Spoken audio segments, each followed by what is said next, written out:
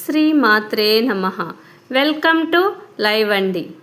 అందరికీ నూతన సంవత్సర శుభాకాంక్షలు.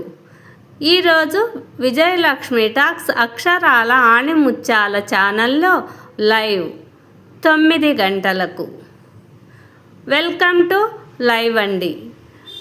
గురువారం రాత్రి 9 గంటలకు జనవరి 1.